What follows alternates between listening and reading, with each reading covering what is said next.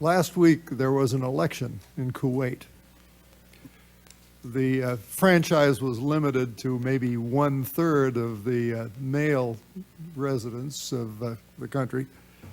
And of course, women were not allowed to vote.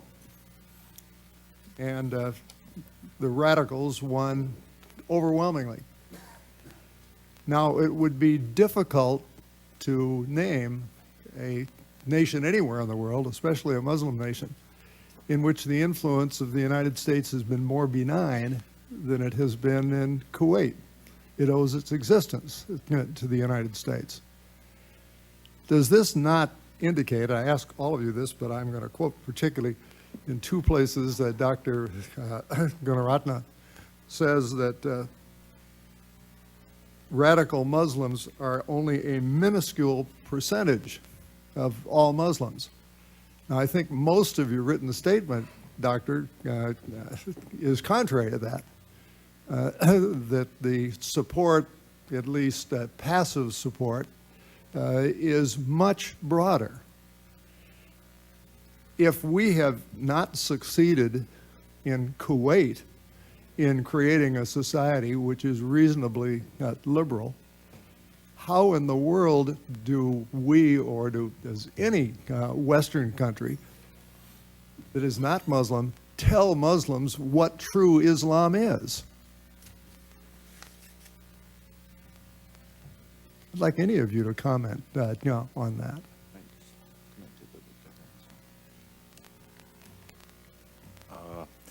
Just because I was recently in Kuwait and I followed the elections and all of that, probably I can say something about this.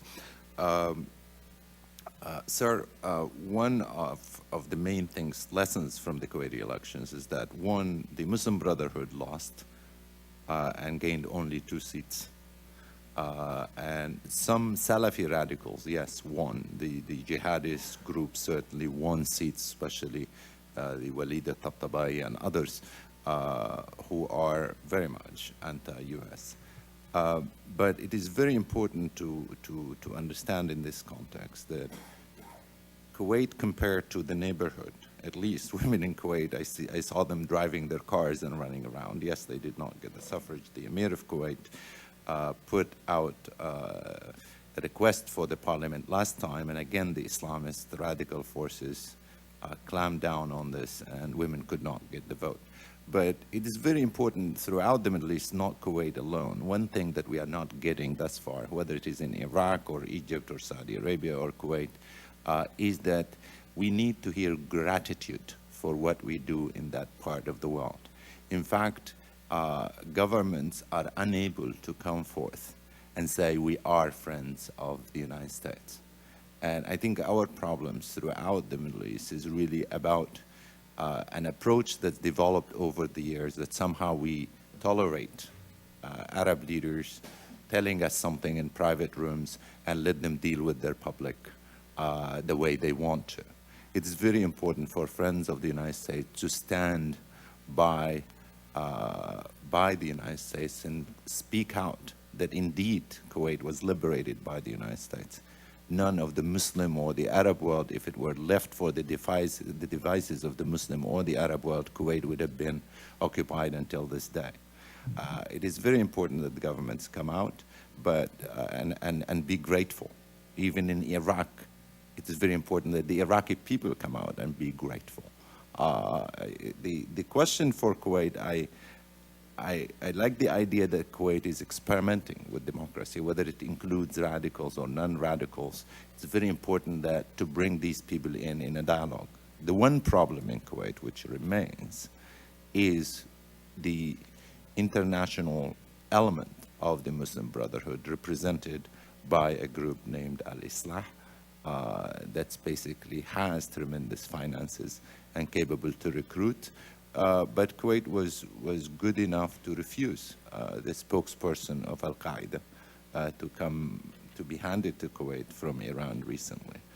So it's very important to really push the government of Kuwait into really being forthcoming on the question of Islamism, the question of also finances. But we have to realize that also they are limited in their means. We have to technically assess these things in tracing the finances that goes to Al-Qaeda and other organizations. But I wouldn't be very worried when some members, even if they are extremists in their views, are part of the parliament. I would be terribly worried about... Well, they are a substantial majority of the parliament now, are they not? I don't think they will affect. They are right now about probably 10 members of parliament, including, still the government has the majority thus far. It's very important that we tell the government of Kuwait very clearly that gratitude is the essence of friendship. And if you talk publicly and increase the talk publicly about we are friends of the United States, and people come out and speak about their gratitude, then the media can affect everybody. But the Islamists and the radicals are practically taking advantage of an atmosphere where everybody is quiet about their friendship of the United States. So everybody is on the run because leaders are unable to come out and say, we are friends of the United States, and here are the reasons why, and here are the reasons why these guys are wrong. Right now, nobody is telling them that they are wrong, whether it is in Saudi Arabia or in Egypt or everywhere else. Okay, go ahead. So I want to make 2 points. One is, I would still say that in the Muslim world, it is a minuscule of the Muslims that actively support terrorism. There may be a larger percentage that supports the various causes that have been spearheaded by these organizations. But in terms of active support, the people who give money, the people who carry the explosive device and place it, it is still a minuscule. If we look at worldwide, support for violent organizations, whether it is in Northern Ireland in terms of support for the IRA, we have seen a maximum of 15% of the public will support organizations that engage in terrorism. Maximum 15%, with one exception, that is the conflict between the Palestinians and the Israelis. About 60% of the Palestinians support suicide terrorism. That is because there's a very high percentage of the Palestinians who have been politicized and radicalized and mobilized by groups like Hamas, Palestinian Islamic Jihad, and Al-Aqsa Martyrs Brigade. But other than that conflict, I would say that most other conflicts we will find less than 20% of any population in any Muslim country will actively support terrorism. This may change with time. This may change, especially after 9/11, especially after US intervention in Iraq. But prior to that, we have not seen evidence of greater support, not sympathy, but support for terrorist organizations. May I make a comment? Certainly. Although I defer to my esteemed colleagues, I think that the fear is probably greater than the reality here in Kuwait. What needs to be done is discrediting those extreme movements that are about to capture a lot of countries in the Muslim world. At this point, I don't think we have a stronger popular support in the Middle East than Iran. And why? I think because the mullah have been discredited in Iran. Their policy, see, it's a promise that everything will become like paradise that's really attractive to all the population. They're faced with repressive regime, they're faced with corrupt governments, and so they try something new, a little bit like Algeria tried to do. And once those people will be in power, you'll see that there is absolutely no substance behind their policies. Now, the key here is not to allow them to gather, like in Iran, all the levels of power to kind of prevent other people from running or standing for election, even if they do, like Iran, that they have no power whatsoever. So this is really the one provision that we have to insist that, fine, let fundamentalists take over the government, and after 5 years, you'll see the whole population turn around.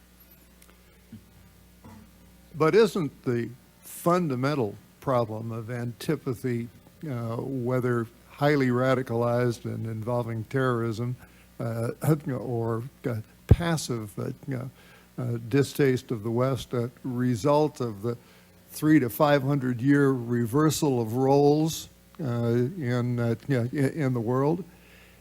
And is there any possibility that there can be a true prosperity in the Middle East or in the Muslim world as long as 50% of the population can't effectively participate?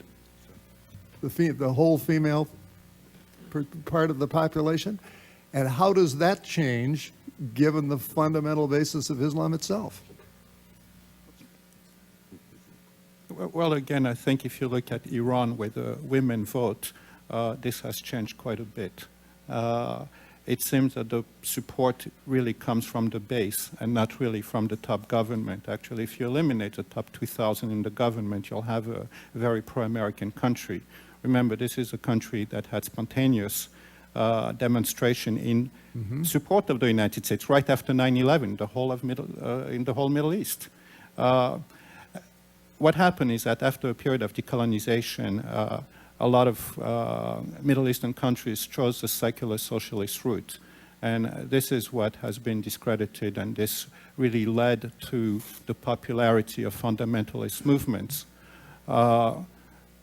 They have to kind of go through a process of learning. Otherwise, still, the promise will be there, and unless you kind of give in and kind of give them what they want for a while and realize that there's nothing there, they're not going to stop being attracted to it.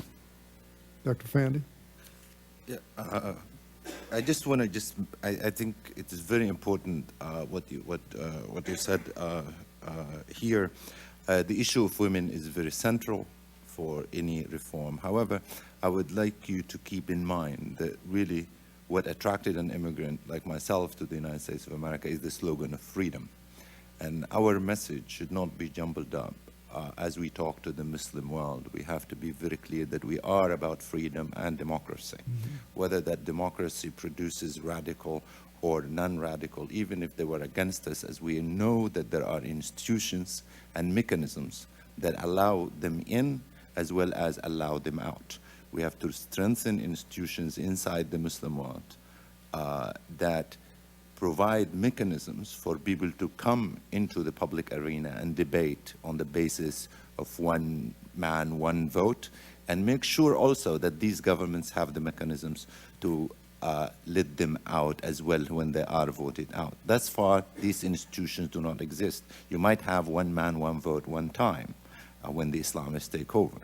If you have these safeguards, that indeed there is no chance for one man, one vote, one time in the case of maybe Iraq in the future or somewhere else. We need to strengthen the mechanisms to allow these people to leave. Now, our message, I think, would be absolutely dangerous for the United States of America to say that we are for selective democracy. We are democracy for this and for somebody else winning. We are against it. We are for democracy across the board. We are for participation across the board. Otherwise, I think what we are suffering from in the Muslim world, sir, right now, is that our message is jumbled up. Nobody in the Muslim world knows what is our message on Iraq, what's our message on Islam. Do we hate all Islam or half of it or radical only? I mean, we have not put out a strategically positioned message to the Muslim world telling them who we are and what we are all about. Now, if we can differ on tactical issues, specifically case-by-case basis, like Kuwait, Saudi Arabia, Oman, other things, but the overarching message, I think, with all due respect, ought to be uniform on the question of freedom and democracy. And that's what makes the United States of America attractive to the rest of the world. As we get jumbled up, we lose the thrust that made this country great. Yes. So I believe that the situation can be reversed. That is to identify what went wrong. America has been very generous to the countries in the Middle East and in Asian countries, especially the Muslim countries. But there is no gratitude. It is because American assistance and the relationship that America has had with the Middle East and Asia has been largely government to government. It is very important to invest more resources in public diplomacy, to educate the public, formally and informally in those countries. And I think that there must be a counter to Al Jazeera. There must be more work done to empower the non-governmental organizations in those countries.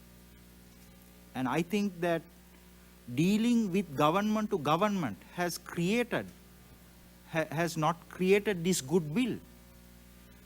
One example is the US government has been telling the Indonesian government prior to the attack in Bali, October 2002, that there is a terrorist network in Indonesia. But the US government did not tell the Indonesian people.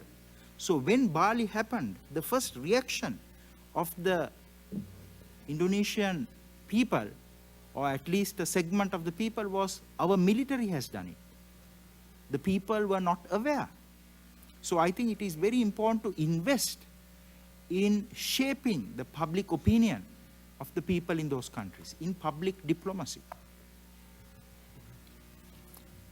Ms. Gorlick. Really. Very, very interesting. I'd like to switch gears a little bit. The purpose of this hearing is really twofold. One is to understand the enemy so that we are assured that we're taking all possible steps to meet that enemy. But the other is to determine why we didn't see and appreciate the threat. And so I'd like to start with you, Dr. Gunaratna, and go back to 1988. You make a very powerful point in your writing, and you've alluded to it this morning, that Al-Qaeda was essentially born out of an emboldened Islamic movement, emboldened by the fact that it helped take down the Soviet Union by defeating it in Afghanistan, which of course we as a nation supported. We armed them, we supported them, we helped create this very potent force. And as you point out, in 1988, this movement was potent with no enemy remaining. What did we think at the time these people and this movement was going to do? And what were the flaws, if any, in our foreign policy and in our intelligence that led this group to turn its sights on us and our allies with seeming impunity? And also I'd like to hear from you, Professor Fandy, on that. Madam, the Al-Qaeda was created before the Soviet troops left Afghanistan. The Soviet troops left Afghanistan in February 1989. Al-Qaeda was created in March 1988. But certainly Al-Qaeda became a very powerful organization because Al-Qaeda used the infrastructure it had built during at the height of the Cold War to fight the Soviet army. So certainly Al-Qaeda made use of the resources that came to Pakistan and Afghanistan for that purpose. America did the right thing by supporting the Mujahideen to fight the Soviet army.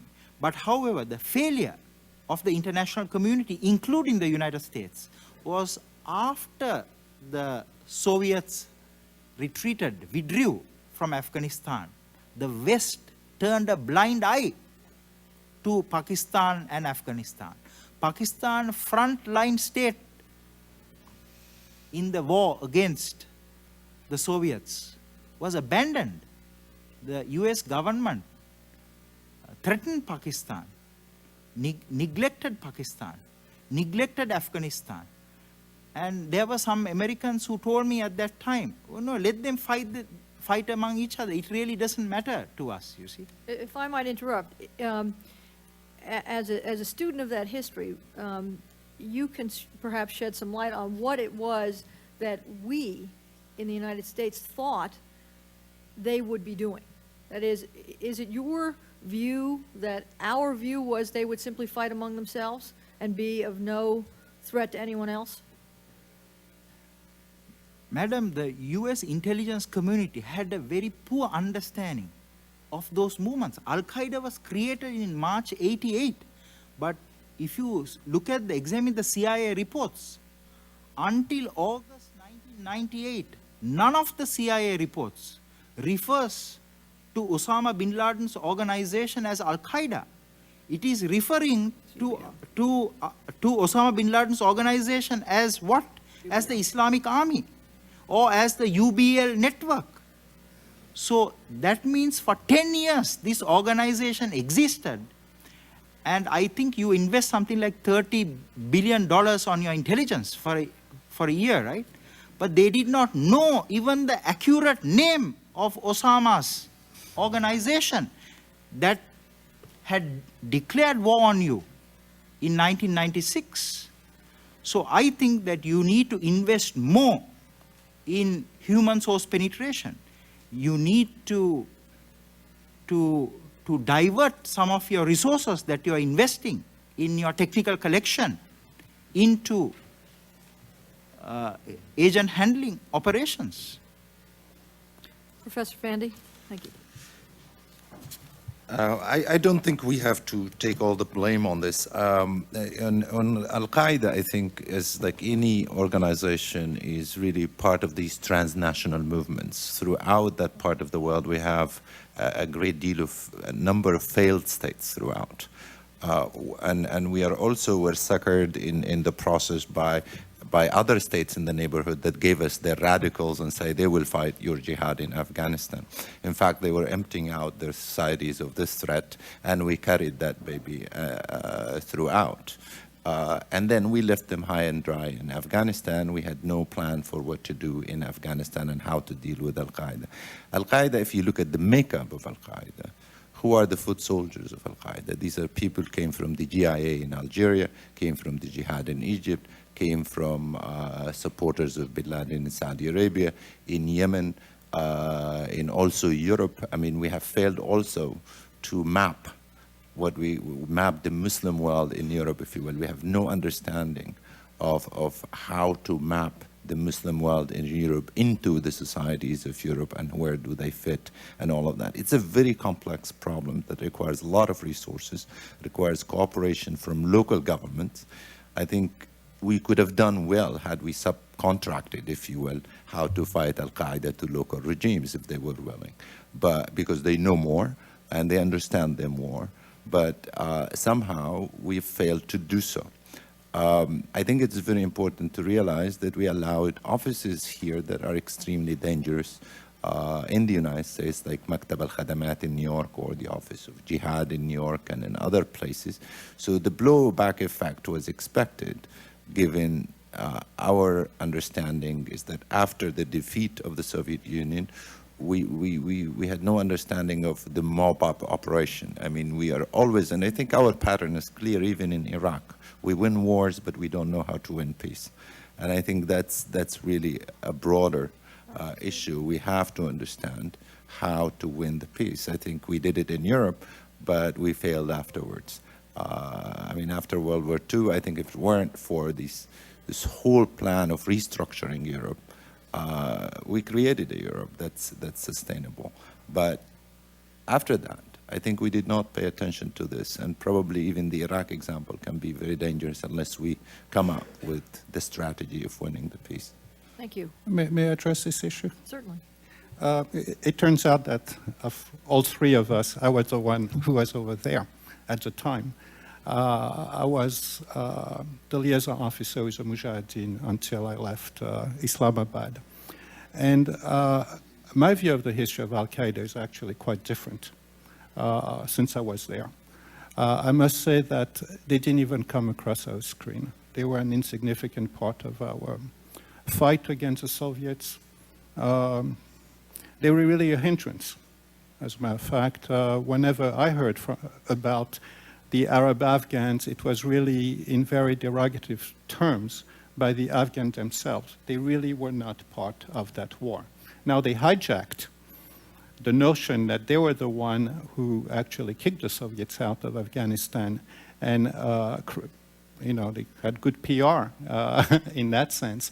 But I don't really see that. Now, if you kind of have a linear view of history, as Dr. Gunaratna had, then you really discount the notion that Gulf War happened. And I think Al-Qaeda is really more of a result of Gulf War and having our troops in Saudi Arabia and the progressive progression in ideology, as I try to really kind of outline in my statement. The designation of the United States as the priority really did not come until the mid-1990s. I mean, you cannot find that in 1988. I would completely disagree with that. That's a very interesting perspective, and I apologize for forgetting that part of your very interesting nonlinear career. There really are not too many liaisons to the Mujahideen who are also practicing psychiatrists. And we are very happy to have that peculiar combination before us today. So let me actually follow up, if I might, because this is quite interesting. What you're saying is that while the infrastructure was in place so that at the time of, let's say, a provocation arising out of our very strong presence in the Gulf after the Gulf War, and particularly in Saudi Arabia, there really wasn't a decided threat to us between the fall of the Soviet Union and the victory, if you will, of the Mujahideen and others in Afghanistan and the period in the mid-1990s. But let me ask you then to put your liaison hat back on.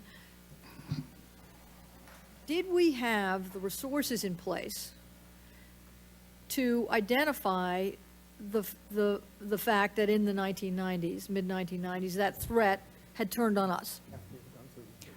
I can only talk until I left the government in 1991, and at that point we did not. As I said, those Afghan Arabs did not come on our screen. And having been involved, I kind of followed that situation until I left in 91. We did not know them. We had no penetration of them, to my knowledge. They just were not relevant at that time. They became afterwards, during the exile in the Sudan, when we realized that there was a group there, and I think probably was the first time that they came on our screen. But this is speculation. I was already out of the government. I was out of the loop. Well, thank you very much. I have a couple of other questions, if I might. I'd like to return, Dr. Fandy, to the point, Professor Fandy, to the point that you made about whether we are really enforcing, if you will, the president's view that we need to know who's with us and who is against us. You make the point that the financial aspects of the media in the Middle East really ought to be studied by us or by someone to determine what the support is for this massive propaganda machine focused on us. And this may not be a fair question to you, but here it is. Who do you say in the Middle East is with us and who is against us? I think to be absolutely honest, everybody in the Middle East is ambivalent about us and about themselves. That there is political risks that's calculated locally throughout the neighborhood, that if they come out full swinging with the United States, that probably they might lose their power. Well, I mean, which is really sometimes not true. Everybody talks about the Middle East as the unstable area in the world. I can tell you this is the most stable area in the world. If people can rule for 18 and 20 and 30 years, that's very stable. We haven't seen overthrown of governments throughout. This is a very stable region, and people can afford to be with us. I think many countries are with us, but also secretly with us.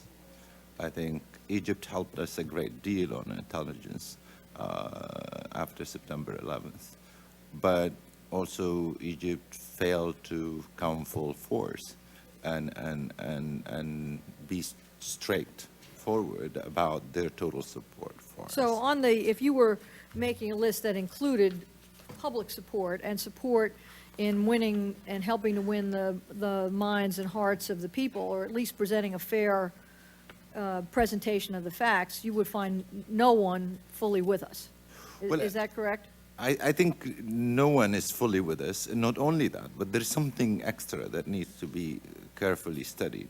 I think there is something that can be called sort of Saddam settlements in the Arab media that need to be dismantled, and also Muslim Brotherhood settlements within the Arab media that need to be dismantled. It is disheartening if you study media organization that you find people who fought in Afghanistan now wearing three-piece suits and doing a talk show. This is preposterous, and I think we have the knowledge, and we know who is who amongst this group. We know who is supporting what newspaper, who is financing it. The problem is that sometimes we think that Arab media is very much like Western media. These are legitimate organizations somehow for freedom of expression. If you study certain newspapers that were created, the number of newspapers created by Saddam Hussein throughout the Arab world and by the Iraqi intelligence services, from London to Cairo to Paris, to other places, these are front organizations. We shouldn't have any misgivings to make clear that Al-Qaeda, like any other organization, has a media wing to it. It has a public affairs officers, and these officers exist and implanted in all Arab media, in the same way that they had officers within Arab armies and governments and things of that sort that supported them. So, if I might summarize, your advice to us is not to superimpose our Western notions of what the press is and what its ethics and values are on what we see in the Middle East, and look at the funding and the actual activities of these Who is organizations. who and who is doing what? I mean, this is very important to know. Appreciate that. I have one final question. It was interesting to me that Dr. Gunaratna, in response to Senator Gorton's question, made a point of saying that the percentage of truly hostile individuals in the Muslim world is minuscule, even if support for their larger goals might be broader than that minuscule group. And so I'd like to address this question to Dr. Sagemen, because I don't have a lot of experience in foreign terrorism, but I have a lot of experience in domestic terrorism. And the analogy is far from perfect, but before the Oklahoma City bombing, there was a growing domestic terrorist threat in the United States. There was a proliferation of people who were overtly hostile and who were militant and who said that they wanted to do violence within this country. And what the government did in response was twofold. One was to raise the level of opprobrium in society for that sort of activity. We and the culture made it clear that violence was just not an appropriate tactic. And two, we infiltrated everybody we could possibly infiltrate. And the two tactics together, particularly after Oklahoma City, were, I think, quite successful. My question to you is twofold. One, should we just be worried about the minuscule group of actively hostile potential martyrs? Or do we need to be as worried about the societal support that I think Slade Gordon was getting at? And two, from your interviews and your sort of the texture you've drawn from the interviews you've done, what are the 2 or 3 best tactics we can use to diminish the potency of the violent groups? Well, if I knew that, the government probably hire me to. Well, we're considering that. Oh, thank you. It's a very difficult two-pronged question. The first one is, when you have terrorism on your own soil, it hurts more. So the Saudis really were not concerned about 9/11. As a matter of fact, they dismissed it. It's not us. But when Riyadh happened, it became real to them. So I'm not really sure that the domestic analogy can really be transplanted to the foreign one. The second, we have to penetrate them, absolutely, just like we did here. But the key is really to prevent, even though the number of people are minuscule, there's 1.3 billion Muslims, they may be at most 2,000 people are willing to commit violence, which is an infinitesimal part of it. There is still a fairly large pool of people who want to graduate to that level, and what's missing is that human link. And what we're doing now is really the appropriate way of doing it, which is we don't really allow them to advertise freely in either Salafi mosques or in Saudi Arabia or anywhere else that, gee, I'm part of the jihad. If you guys want to sign up, just come and see me afterwards and I'll make the arrangements. So by eliminating that link, we just keep a potential pool, and not the reality of terrorism. Thank you. Madam, could I? Certainly. No terrorist group can continue, can sustain without flow of support. These organizations are continuing to grow like companies. They are growing because there is support. And that is why I said during my presentation that public diplomacy is very important. You have to invest in the public to create a societal norm and ethic against terrorism, and to say that these organizations are not Quranic organizations, that they are heretical organizations, that they are misinterpreting and misrepresenting Islam, that they are presenting a corrupt version of Islam. It is important to invest resources in that direction, because if you disrupt public support for these movements will die, they will perish, they will be very small in number, and they will not be able to conduct this type of high impact operations. I also want to go to the point that you raised with Professor Fandy about, are they with the United States? If we look at since 9/11, there have been arrests of 3,100 Al-Qaeda members and Al-Qaeda supporters, key supporters, in 102 countries of the world.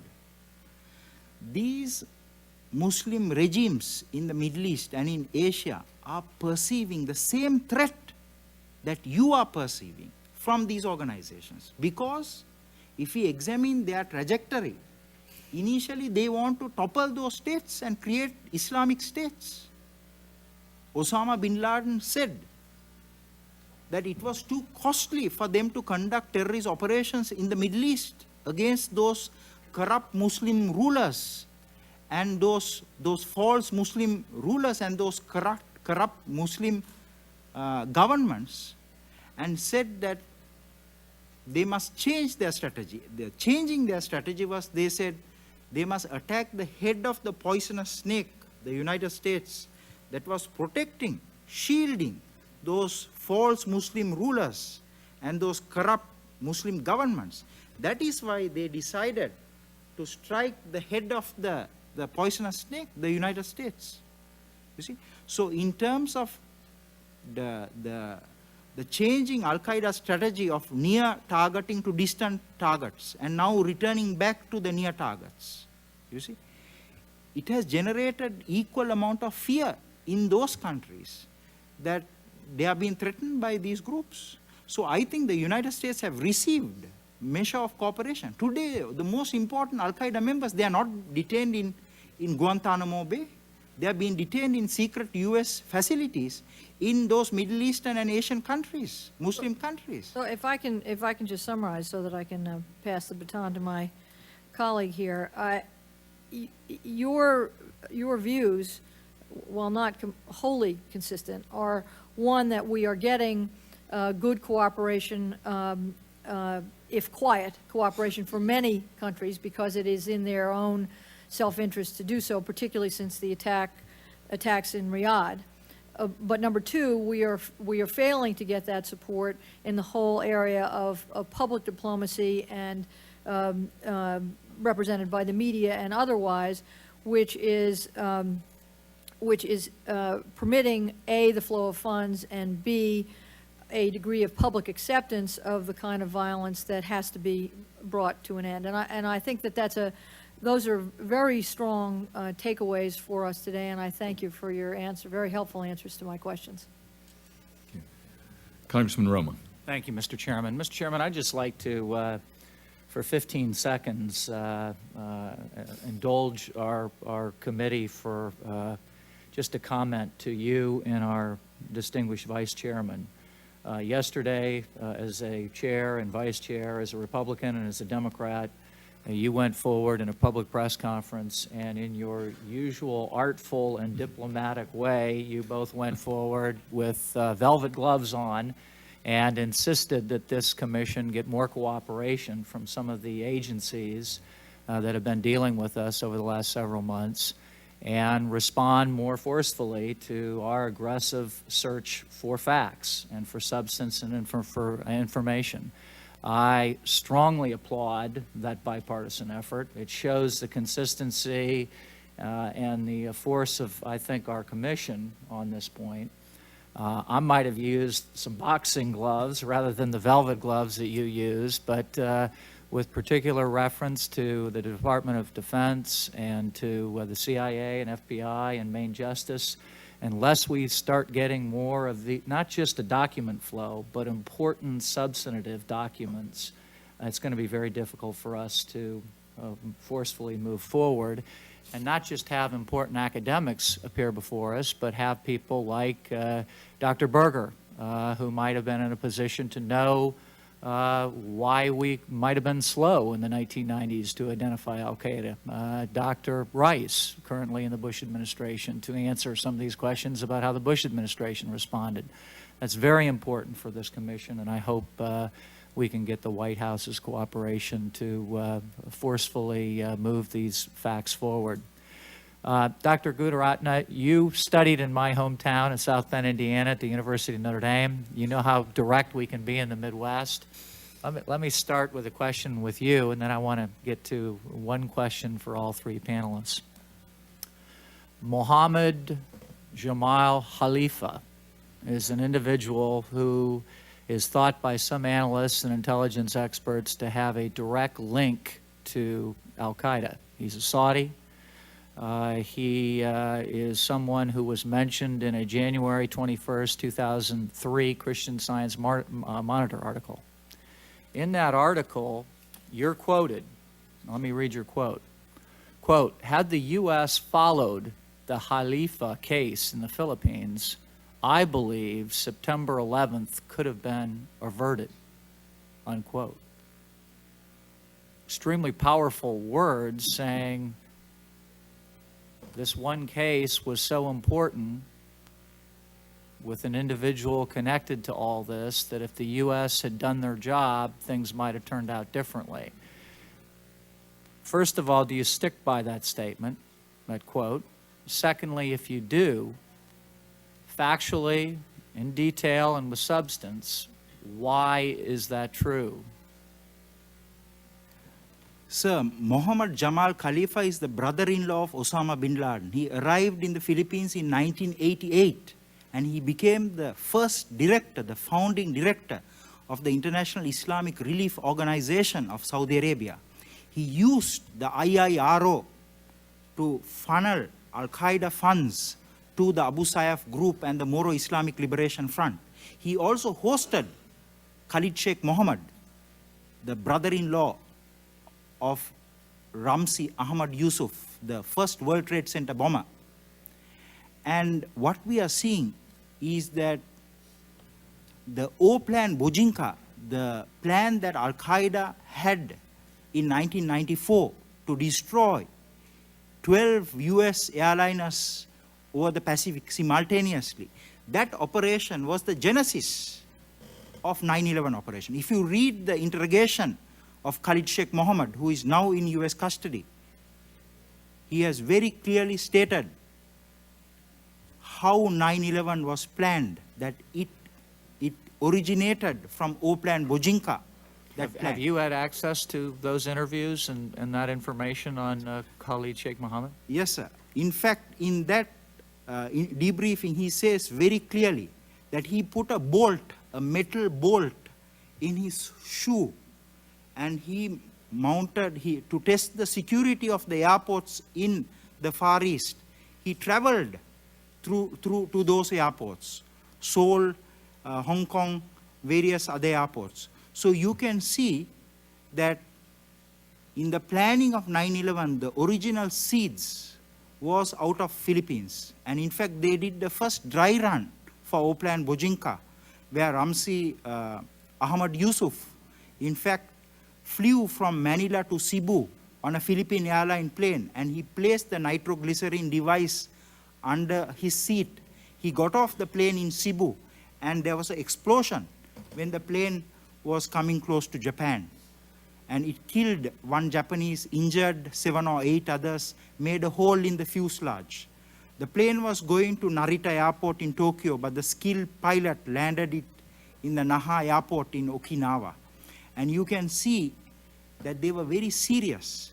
And the Americans were quite happy with the outcome of O-Plan Bojinka, because they arrested Ramzi Ahmad Yusuf in Pakistan, they arrested Wali Amin Khan Shah in Malaysia, they arrested Abdul Hakim Murad, the first Al-Qaeda pilot in the Philippines, but they failed to arrest Khalid Sheikh Mohammed, the mastermind of that operation.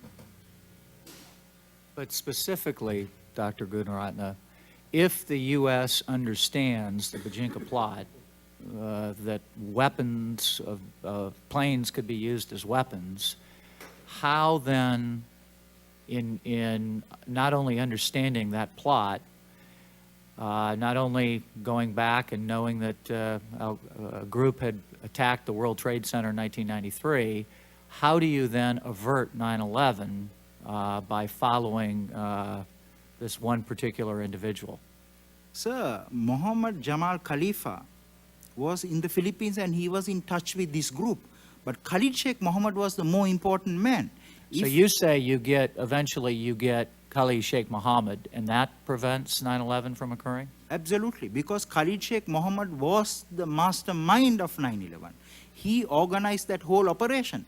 The first planning meeting of 9/11 was held from the 5th to the 8th of January in Kuala Lumpur. Who chaired that meeting? Khalid Sheikh Mohammed chaired that meeting. The first 2 hijackers to enter the United States, they were present at that meeting. So the 9/11 operation is an extension of O-Plan Bojinka.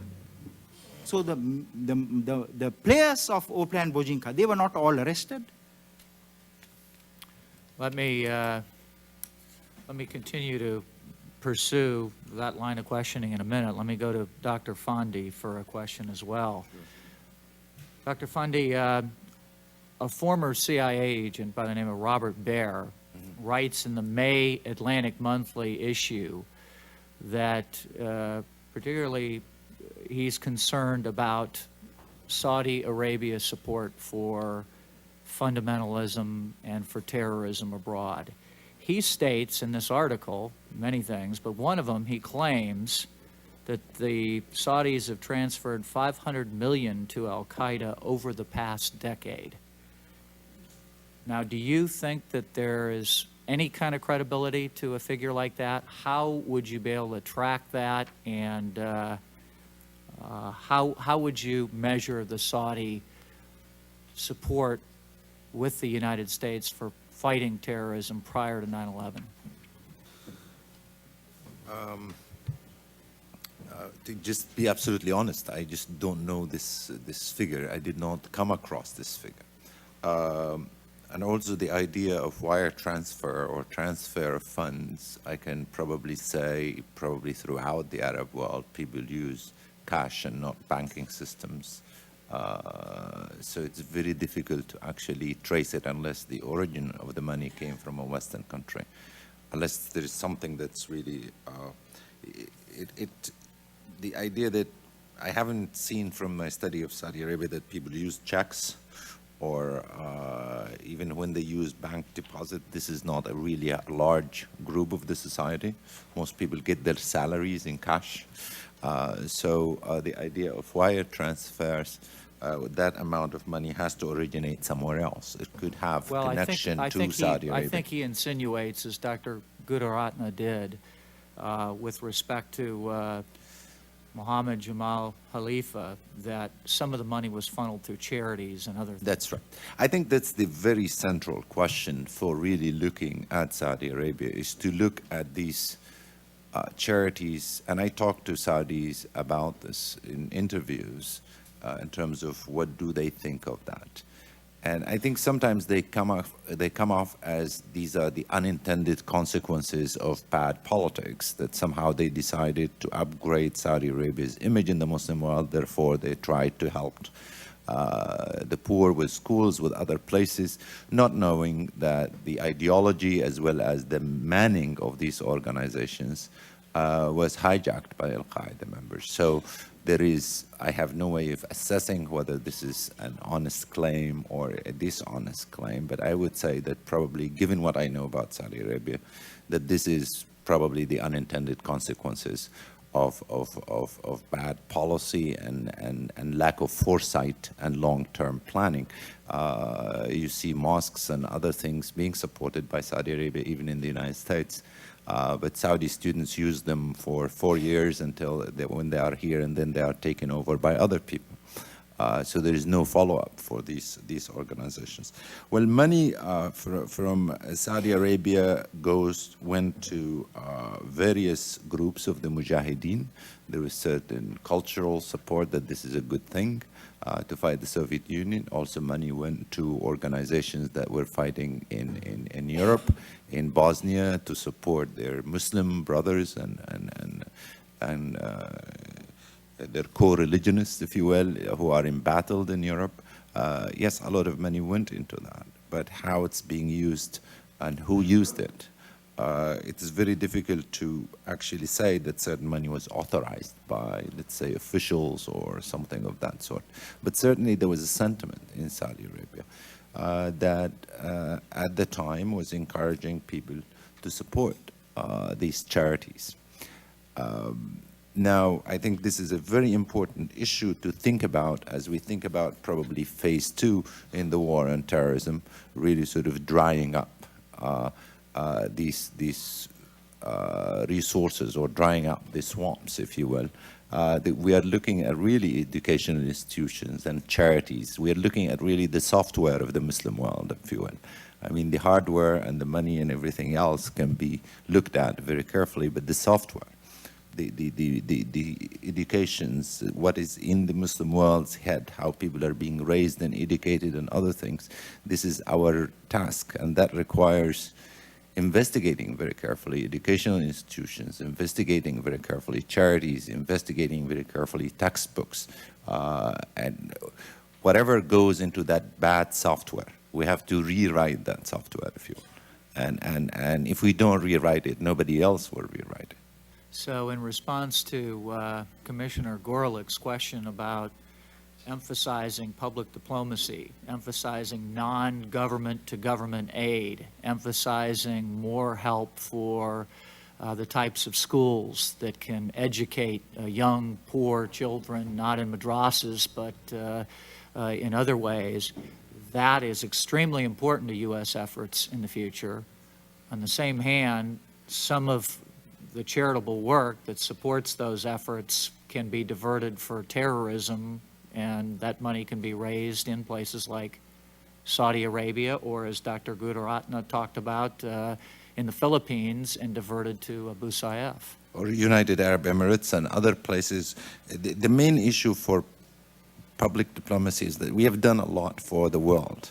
I think our problem is that you find schools that we built in Egypt or in Indonesia or other places are the people who took credit for these schools.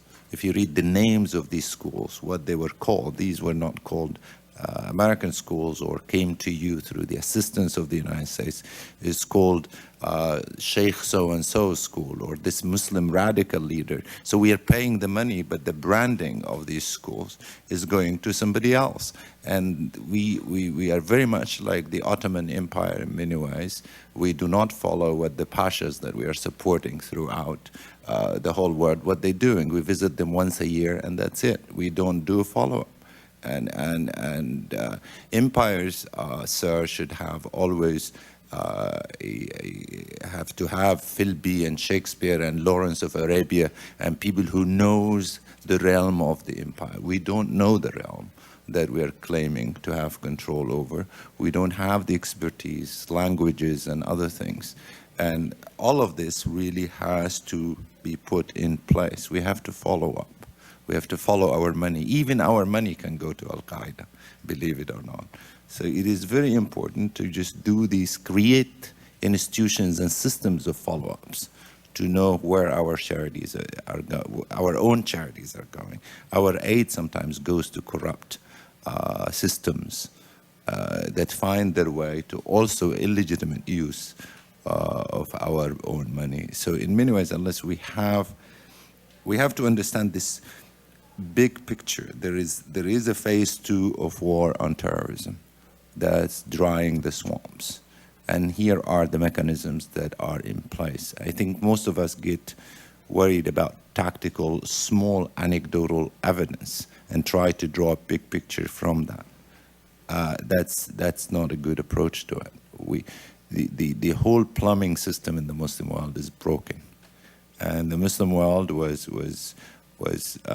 if you pardon the expression, was flushing in its own neighborhood for years, and we tolerated it, and now September 11th, they flushed, and it came to New York. Unless we fix that sink and that system and that plumbing system, it is our duty. Nobody else will fix it. People will enjoy drinking their bath water because they've been drinking it for years. I appreciate your testimonies and your direct proposals to try to fix the plumbing systems with other governments, with our bilateral programs with other governments, with our relationships with other governments, and all those governments in the Middle East should be on the table. I think the U.S., looking medium and long term, should look at ways to give incentives and carrots and sticks to Egypt and Saudi Arabia to try to fix some of those problems. Dr. Sagemen, let me end with you. I know my colleagues are anxious to ask you questions. You have intimately looked at the structure of Al-Qaeda. And what's interesting about your testimony is you look at these pretty sophisticated individuals, fairly well educated, coming from middle-class backgrounds, without a lot of family historical problems, that are in cells in Europe, in Hamburg. And they eventually come up with this plot.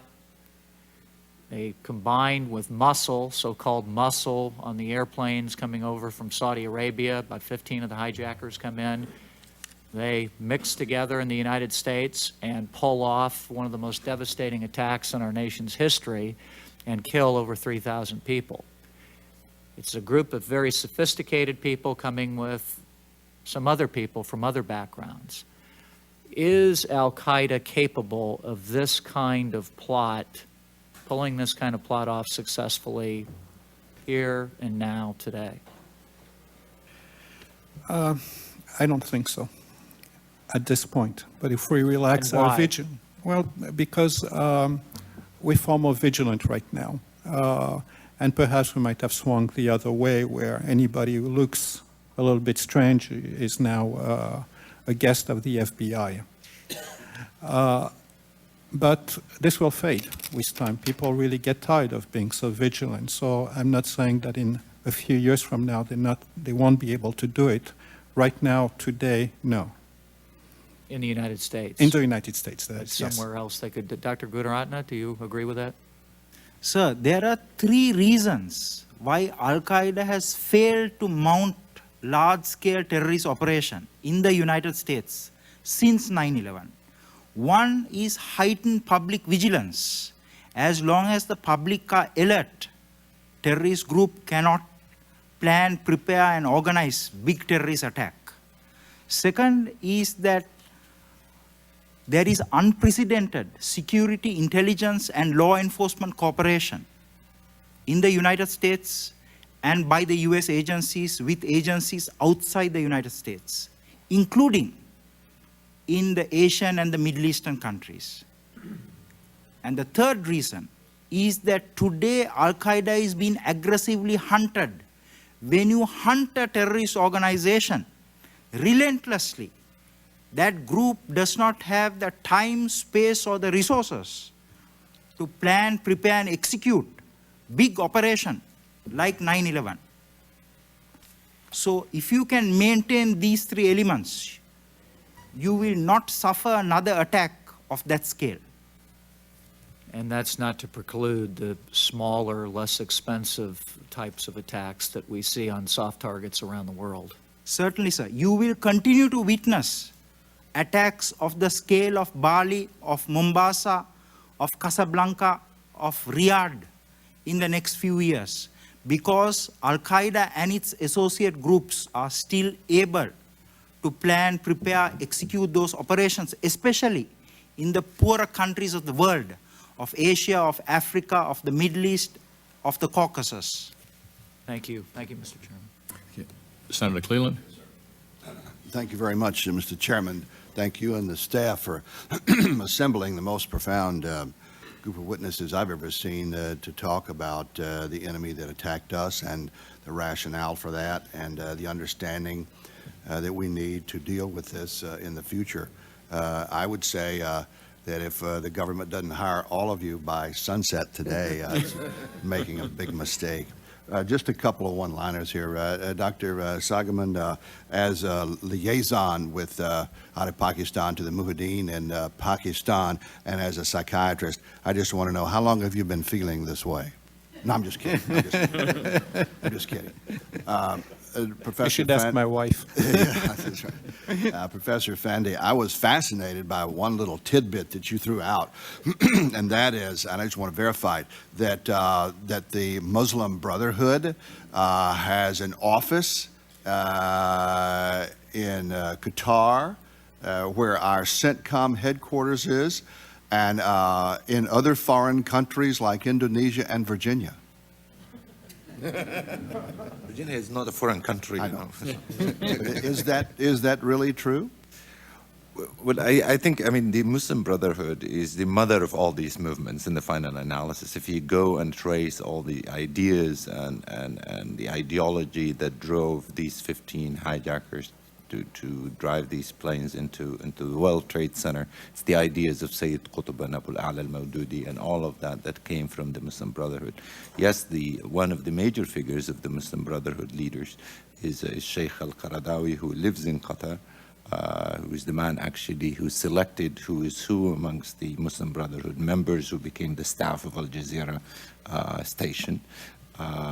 He's a very influential figure in Qatar, very central recruiter. He chairs also the Muslim Fatwa in Sweden, believe it or not, with the Muslim Brotherhood in Sweden creating these offices. So when there was the change of the guard last year of who heads the Muslim Brotherhood after the death of their Grand Murshid, these men were consulted from Lebanon to France to Sweden to Qatar to other places. There is a Muslim Brotherhood International, if you will, that's an assembly of the men who were driven out of Egypt during Nasser and stayed from Saudi Arabia and other places in the world. I stand by that statement, sir. I mean, mostly Al-Qaeda and all these Islamic groups, when you see the relationship with America, they are not standing next to us as number three. They are right there in our shoulders. There was a Muslim Brotherhood organization that I came across in 1992 that was in Virginia and Maryland as well.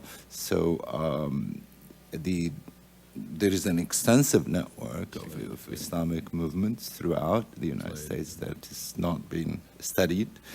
And it's not been studied very carefully.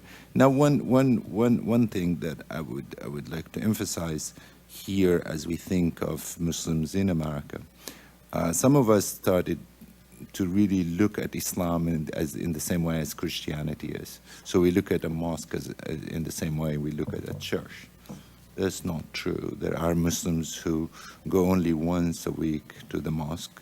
The mosque is not a social organization. The mosque is a place where you receive your religious guidance, but not necessarily. I mean, the mosque is not the parallel of the church, but somehow this Islamic organization made it clear to us that there is this sanctity of front door mosques, if you will, and things of that sort.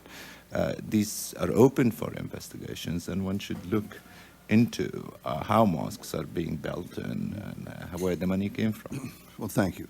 I want to give some thoughts and my about Vietnam, Afghanistan, and Iraq. In listening to your conversation, I've been thinking about a quote that, "Oh, what a tangled web we weave," particularly in this murky world of covert or special operations and dealing with guerrillas, suicide bombers, and the like. As a Vietnam veteran, I'm painfully aware that during World War II, the OSS actually dropped supplies to Ho Chi Minh and his Viet Minh because they were fighting our enemy at the time, Japan, and the Japanese were in formerly French Indochina, and in effect, Ho Chi Minh was our guy because he was fighting our enemy. And matter of fact, it was Ho Chi Minh who was a big fan of Thomas Jefferson and the Declaration of Independence and could quote it extensively. As a matter of fact, about the point about getting our word out and our message out about freedom and democracy, I was talking to one of the staffers yesterday who's an expert in the Middle East. He said one of the best things we could do is just circulate the Declaration of Independence throughout the Middle East to the population there.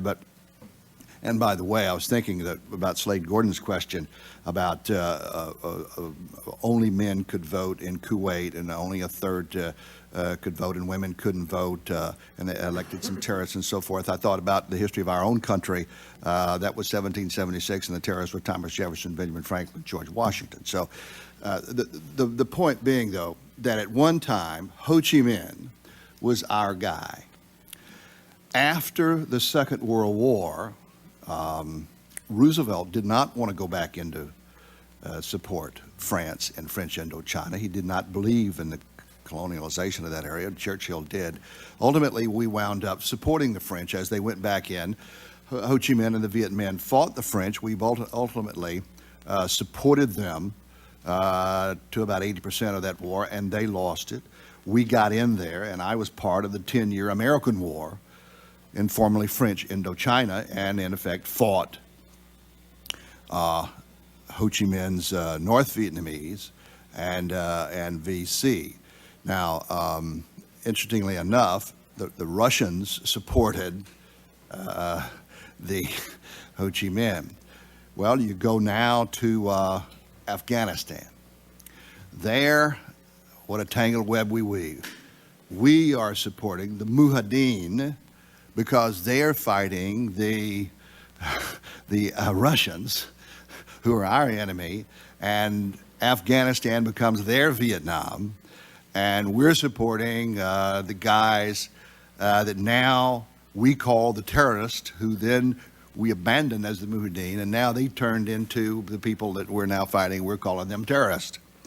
Interestingly enough, too, now, in the Iraq-Iranian war, silently and tacitly, we supported Saddam Hussein because of the extremists that took over Iran and captured American prisoners and so forth and so forth. And now then Saddam Hussein became the bad guy, and we took him out. Now here's the question. In this massive world of 1.3 billion Muslims, with obviously an avant-garde of Osama bin Laden and his terrorist organization and other terrorist organizations springing up. And Dr. Sagemen, did you say that in many ways Osama bin Laden and Al-Qaeda kind of got a jump start after the Desert War in 1991? I'd like to read to you a question, statement of Senator Chuck Hagel, Republican from Nebraska, who was on the Foreign Relations Committee and my fellow Vietnam veteran, a statement that he made before the National Press Club, June 19, 2003. Because what I'm trying to get at here, that you all described a milieu in which the United States functions either well or ill, particularly in this troubled part of the world, the Middle East. Senator Hagel says the June 2003 survey of the Pew PEW Global Attitudes Project should be a rousing alarm clock, not merely a wake-up call to all Americans regarding the perception of America in the world today. You were talking about America not getting credit, no gratitude, and so on. The Pew Project relied on public opinion surveys from 44 nations in the summer and fall of last year, and further data from 21 countries in April and May of this year, for a total survey sample of 54,000 people. The survey finds a disconcerting message regarding American leadership and credibility.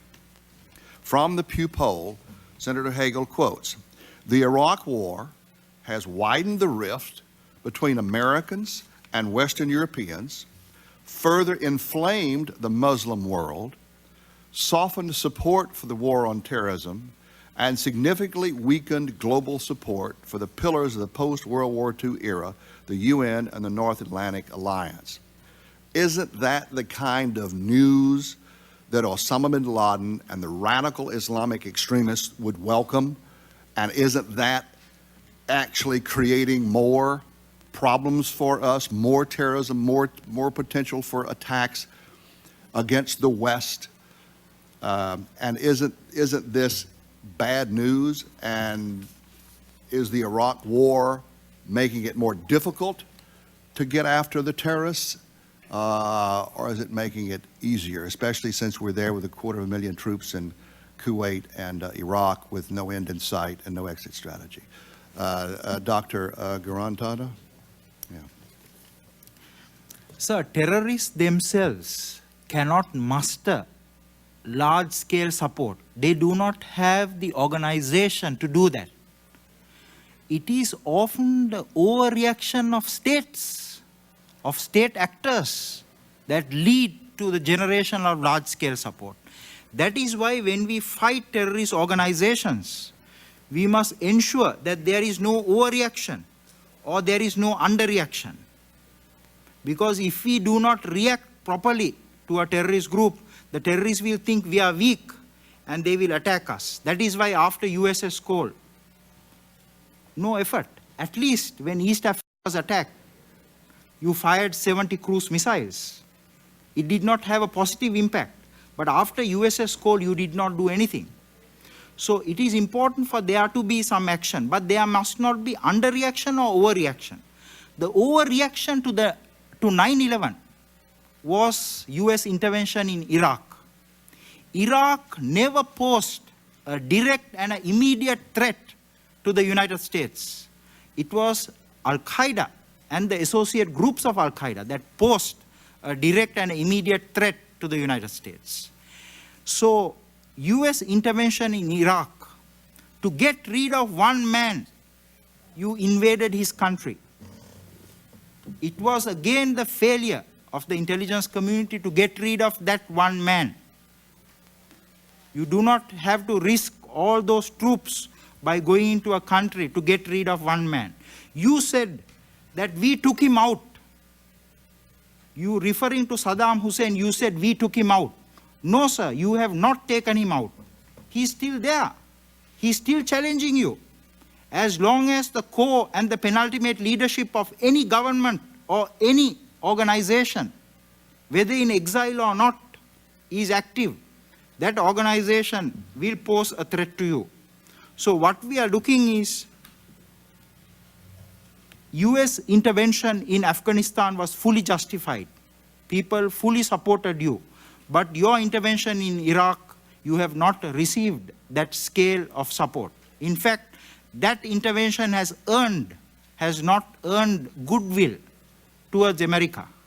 It has earned some criticism and some displeasure.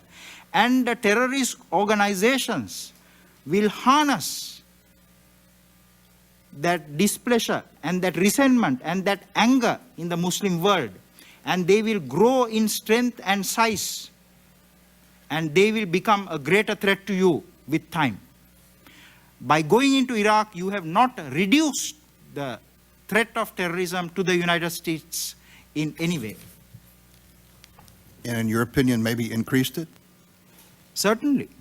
Saddam Hussein, with finance and perhaps with access to certain special weapons, may be a greater threat today than he was in power in that country. We could have had a different attitude, a different response to him at that time than in a day like today.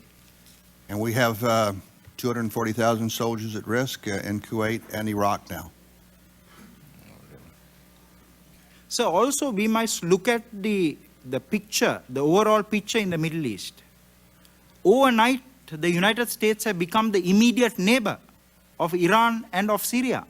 And we must never forget that in 1983, Iranian-sponsored Lebanese Hezbollah conducted a coordinated simultaneous suicide attack against the French and the American bases. You lost 241 American troops, which was the single biggest loss you suffered in such an attack prior to 9/11. That was Lebanon, right? The Yes, Khobar in Towers. Lebanon. But no, sir. No. I am referring to the attack on the U.S. Marine barracks in Beirut, where Beirut, yes, Hezbollah yes. conducted a suicide attack. The point that I want to make here is that the disposition of Iran and towards Syria has not dramatically changed towards the United States. Today, the United States is the immediate neighbor of Iran and Syria. You are in an area where you do not have very good friends.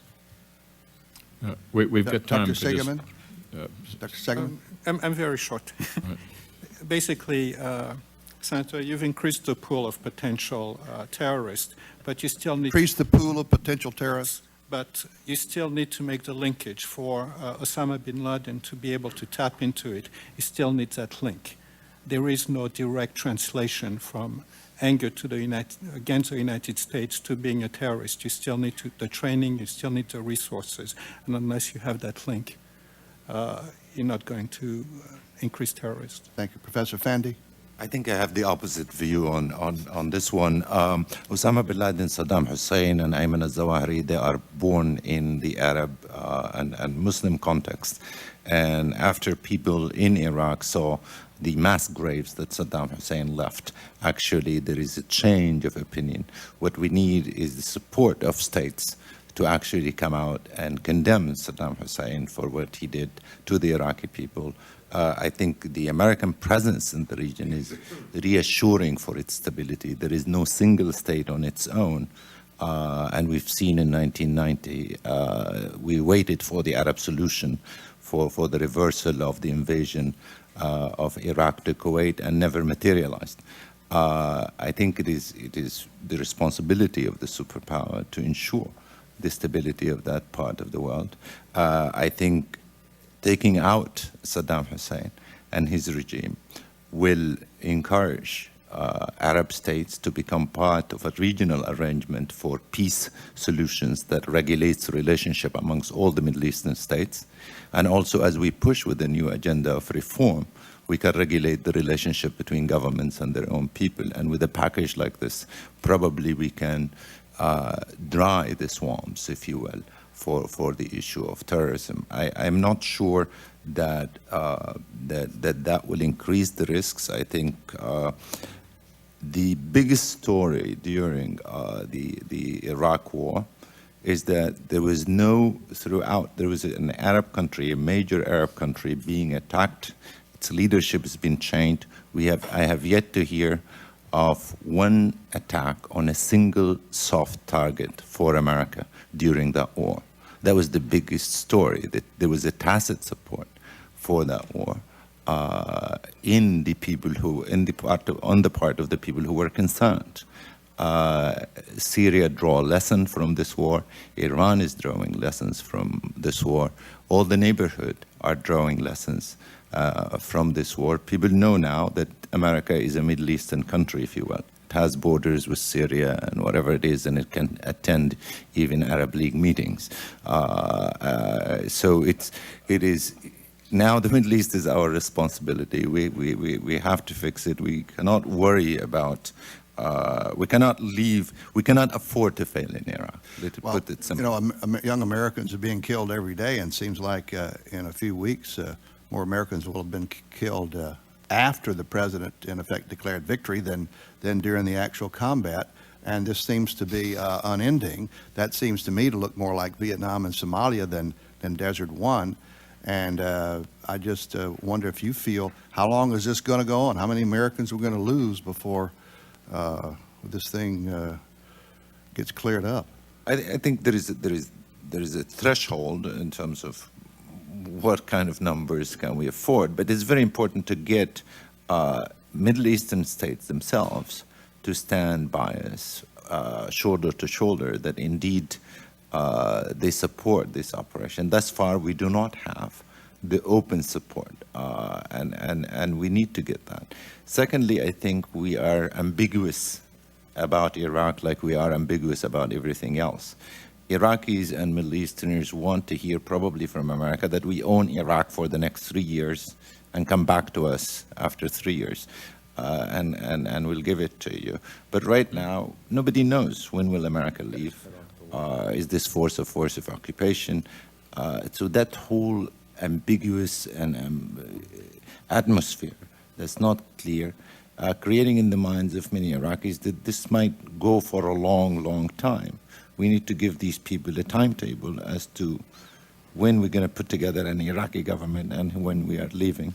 Well, right now, the 3rd Infantry Division out of Fort Stewart, Georgia, owns part of Iraq, and some of those are getting killed every day. It's one of my concerns. Thank you, Mr. Chairman. Thank you very much, Senator. We're running out of time, so I'll ask the commissioners to ask a quick question. If you could confine your answers as concisely as possible. Senator Gorton. One specific question. One or more of you used the phrase failed states in connection with at least part of the Middle East and Southeast Asia. And I suppose if there were a gold medal for failed states, it would be Somalia. And several of you have mentioned that Somalia, of course, now is a source or a base for terrorism. What would your advice be to the United States with respect to its views toward Somalia? Should we be attempting anything there to bring democracy, justice, a reduction of a terrorist base in that most failed of all states? So the United States must work with the other states in the Horn of Africa, trying to bring stability in Somalia. Already Al-Qaeda maintains a presence in Somalia. A few months ago, the CIA took a very important Al-Qaeda man out of Somalia. Of course, that operation was successful because the CIA was able to work with a certain faction in Somalia that cooperated with the US government. I believe that the other governments in the Horn of Africa will assist and work together with the United States to ensure that stability is restored in Somalia. It is very important to do what it takes to prevent countries from failing, because it is in such countries that terrorist organizations will base themselves. Terrorists are like sharks. They rapidly move in search of such opportunities where there is a lack of law and order, and where they can recruit, establish training camps, and continue to fight. Either of the other comments? I think Somalia is paramount for the United States. From the history of the Cold War until today, it's strategically important. During the Cold War, it was strategically important. Somalia, Djibouti, and all that trade in the Red Sea, it's very important for us strategically, but also it's very important that to show that indeed America cares, and we do care. I think we cared about the Muslim world in Europe, and we have not made the case for that. It is very important to make a case that also we care in putting together another Muslim country and make it work. Otherwise, I would agree with my colleague that it will be a safe haven for all these terrorist organizations. Well, let me kind of put a little spoke in those wheels. Despite being a failed state, Somalia still cooperated with the CIA in arresting that Al-Qaeda officer. It's not so much the failed state, because there are a lot of failed states in Africa, and they don't really seem to be all that promoting terrorism. They have their own problems. Congo, for instance, being one, or even Nigeria. But Nigeria is not a failed state. The point is that even in failed states, you can work with various factions. It's not the failed state itself. It's really the failed state that allows training bases to be there for skills and resources to develop large terrorist operation. You can very well work with a various faction in failed state to prevent that from happening. So it's not so much a failed state itself. It's the opportunity that they allow in terms of developing those bases. Okay. Thank you, Mr. Chairman. Thank you, sir. Commissioner Benveniste? Thank you, Mr. Chairman, and I would like to commend the staff for assembling a series of panels, this panel in particular, for providing us with a very stimulating discussion this morning. I would like to pick up on the subject of the future of terrorism, and which is, of course, a central issue to our mandate as a commission, and address my question to Professor Fandy, who talked earlier about the importance of winning the peace in Iraq.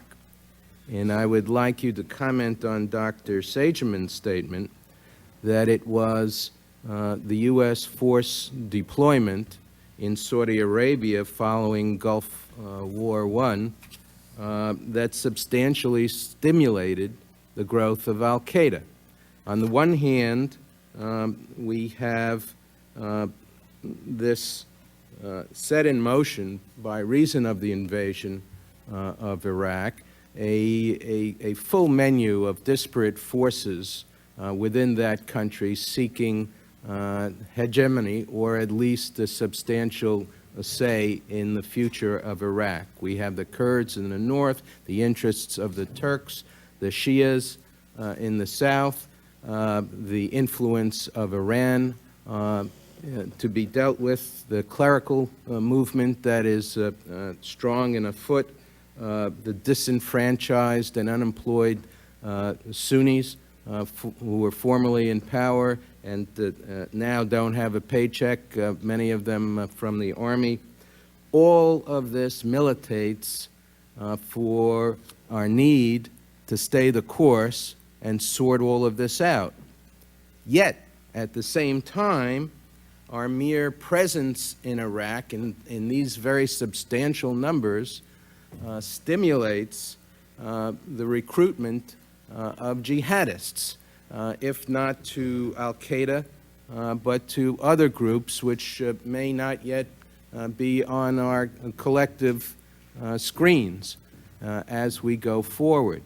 How do we deal with this dichotomy of it being both a benefit to have removed this tyrant and yet at the same time unleashing forces in that part of the world which will perhaps, as we have heard today, greatly stimulate the recruitment and growth of other jihadist movements? Well, sir, the question, if we zero in on Iraq and look at the very specific data about Iraq, we know that really in Iraq we do not have a problem, let's say, in Kurdistan. America does not have a problem in Kurdistan. In fact, you know, the Kurds were celebrating the U.S. Independence Day. Unlike, I mean, there was a huge celebration of The Turks were not celebrating. the Turks were not celebrating next door. There's also general stereotypes that the Shia of the South are very much influenced by Iran and very much can turn the whole thing sour. In fact, the level of terrorism in the southern part of Iraq is very limited. The leader of the Shia, Sheikh al-Hakim, Baqir al-Hakim, and others put out at least moderate statements about their view of the change of forces in Iraq. The problem of Iraq is really about the Sunni center that lost its control of power over the 30 years of Saddam's rule and before.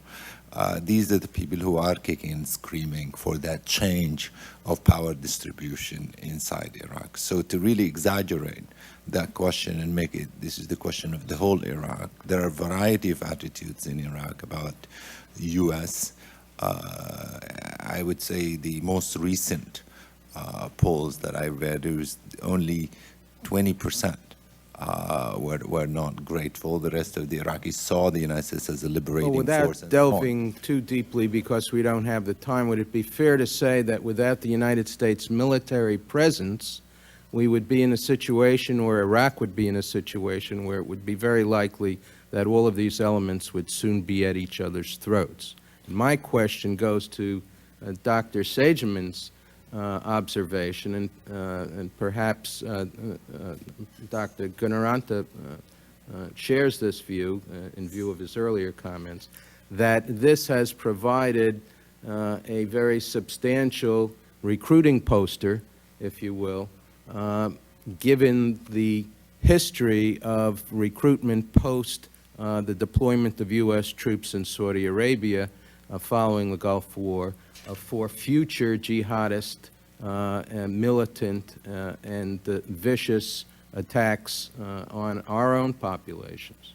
The different posture, the poster that people read also in the region, that the United States is here and here to change bad regimes that committed huge crimes against their own people, and there are also a lot of recruitment for that's going on. So there may be a win-win situation for the jihadists and the pro-American sentiment, such as it is I think the in that region. jihadists are the losers in the Iraq thing. I think it shows that the United States is capable and willing to commit its forces to actually, after September 11th, the whole strategic environment changed, that we are forceful about the deployment of our force.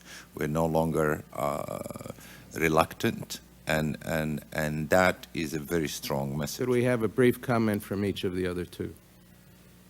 So I disagree. I believe that Iraq has the potential to become the new theater for jihadis, to psychologically and physically for them to train and to conduct operations against the United States, its allies and its friends. And I believe that the flow of foreign fighters into Iraq, Syria and Iran has not done much.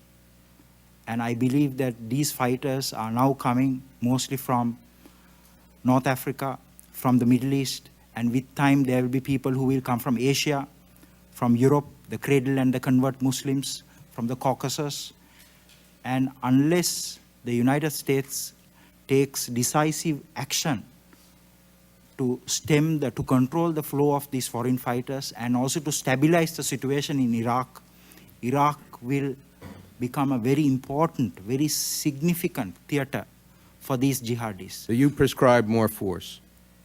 More force and also more Smarter diplomacy. force. More diplomacy. You have to target and destroy Saddam Hussein and his key people who are inside that country. You have to deal with Iran and Syria in such a way where the flow of these foreign fighters will be blocked. If you do not do that, you will continue to have more US troops dying in Iraq every day, and the number will increase. Dr. Sagemen, do you agree? No, actually, I sit on the fence. Before, you kind of almost offered me a job here. Now you kind of offer me Paul Bremer's job. Thank you. I think the two scenarios are plausible, and Iraq is both a threat and a promise, and that really very much depends on what Paul Bremer is going to do. They're very likely, both of them, and at this point it's too early to tell which one will unfold.